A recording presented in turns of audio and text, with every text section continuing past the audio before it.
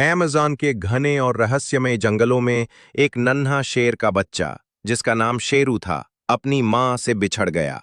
वो घबराया हुआ था, भूखा था और डर से कांप रहा था। चारों तरफ ऊंचे पेड़, अजीब आवाजें और सन्नाटा फैला हुआ था। शेरू घने पेड़ों के बीच बैठकर रो रहा था। उसी जंगल में एक बड़ा और समझदार हाथी रहता था। उसका नाम था बोलू। बोलू बहुत दयालु था और जंगल के सभी जानवर उसे सम्मान देते थे। जब उसने शेरू के रोने की आवाज सुनी, तो वो तुरंत उसकी तरफ बढ़ा। बोलू ने शेरू को देखा और धीरे से पूछा, अरे छोटू, तुम यहां अकेले क्यों हो? तुम्हारे माँ बाप कहाँ हैं?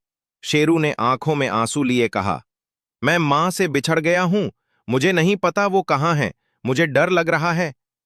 बोलू ने मुस्कुराते हुए अपनी सूंड से उसे सहलाया और कहा, घबराओ मत, मैं तुम्हें तुम्हारी मां से मिलाने में मदद करूंगा।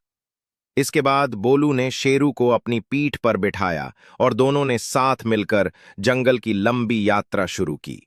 रास्ता आसान नहीं था।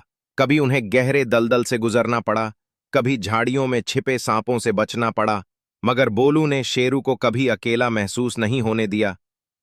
रास्ते में शेरू और बोलू की दोस्ती गहरी होती गई। वो साथ में खाना खाते, पानी में खेलते और रात को सितारों के नीचे एक दूसरे के पास सोते।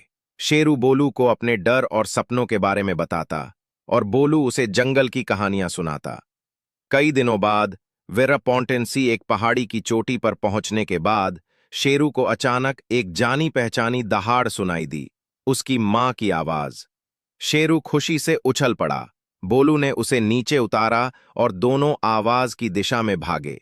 थोड़ी ही देर में शेरू और उसकी मां एक दूसरे से मिल गए।